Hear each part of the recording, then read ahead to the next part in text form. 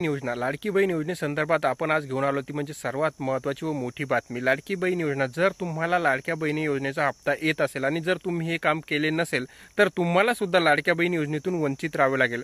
तर लाडक्या बहिणीचा हप्ता आता कधी येणार आणि कोणकोणत्या बहिणींना येणार, त्याचबरोबर लाडकी बहीण योजनेतून कोणत्या महिला बाद करण्यात आल्या, त्याचबरोबर तुम्हाला जर हप्ता बंद झाला असेल तर तुम्हाला काय करावे लागेल, ही संपूर्ण माहिती आता आपण A to Z व्हिडिओच्या माध्यमातून जाणून घेणार आहोत। तत्पूर्वी तुम्ही जर या चॅनलवर नवीन आला असाल तर चॅनलला लाईक, शेअर आणि सबस्क्राईब करायला विसरू नका। तर आपण सर्वप्रथम समजून घेऊया की लाडक्या बहिणींसाठी आता उरले अख्खे 5 दिवस, म्हणजे 30 जे एप्रिल आहे त्याच्या आत जर तुम्ही KYC केली नाही आणि तुमचा जर हप्ता बंद झाला असेल तर तुम्हाला आता हप्ता हा मिळणार नाही। त्याचबरोबर जर शासनाचे नवीन नियम आले तर तुमच्याकडून पैशांची वसुली सुद्धा करण्यात येईल। म्हणून जर तुम्ही लाडक्या बहिणी खरोखर पात्र असाल तर तुम्ही KYC तुमची 30 एप्रिलच्या आत पूर्ण करून घ्या, जेणेकरून तुमचा लाभ हा असाच सुरूच राहील। जर तुम्ही KYC केली नाही तर यानंतर तुम्हाला लाभ कधीही मिळणार नाही आणि लाडक्या बहिणीतून तुम्ही वंचित राहाल। ही आता शेवटची संधी आहे, त्यामुळे लाडकी बहीण योजनेमध्ये तुम्ही आता लवकरात लवकर तुमची KYC पूर्ण करून घ्या। आता दुसरा जो प्रश्न आहे महिलांच्या मनात की लाडकी बहीण योजनेचा जो हप्ता आहे तो केव्हा मिळणार आणि 2000 म्हणजे 2 हप्ते एकत्र मिळणार का, 1500 मिळणार की 3000 मिळणार, ते आता समजून घेऊया। जर आपण बघितलं तर महिलांना फेब्रुवारीचा हप्ता हा मिळालेला आहे, परंतु अद्याप सुद्धा मार्च आणि एप्रिलचा हप्ता हा महिलांच्या खात्यामध्ये जमा झालेला नाही। एप्रिल महिना हा संपत सुद्धा आलेला आहे तरी सुद्धा हप्ता जमा झालेला नाही।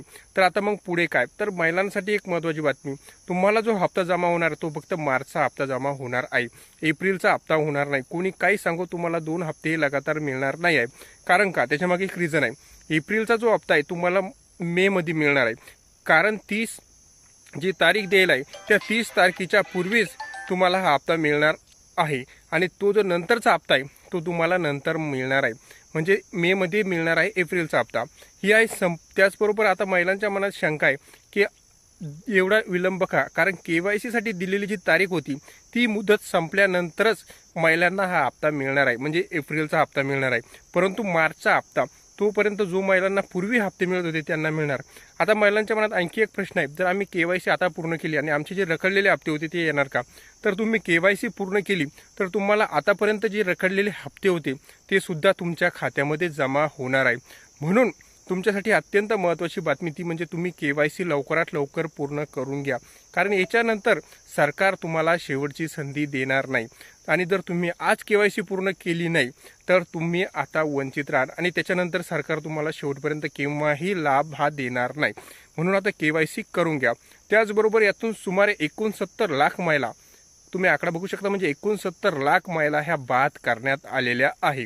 आता नवीन याच्यात आणखीन KYC झाल्यानंतर आणखीन सुद्धा महिला बाद होणार आहे, म्हणजे सरकारचा जो पूर्वीचा आकडा होता 2,69,000चा त्यापैकी आता 69 लाख महिला ह्या बाद झालेल्या आहे। म्हणजे ही संख्या जर बघितली आपण तर लगभग 1.5 ते 1.75 कोटीच्या दरम्यानच आता ही महिलांची संख्या राहिलेली होती। तर महिलांसाठी ही महत्त्वाची बातमी आज आपण घेऊन आलेलो आहोत। तुमचा जो म्हणजे मार्चचा जो हप्ता आहे तो आता 30 एप्रिलच्या आत जमा होणार आहे आणि एप्रिलचा हप्ता KYC जशी पूर्ण होईल तशीच त्या सरसकट महिलांना एप्रिल आणि मे असे 2 हप्ते सुद्धा नंतर जमा होऊ शकतात। ही होती संपूर्ण माहिती आवडल्यास चॅनलला लाईक, शेअर आणि सबस्क्राईब करायला विसरू नका। धन्यवाद।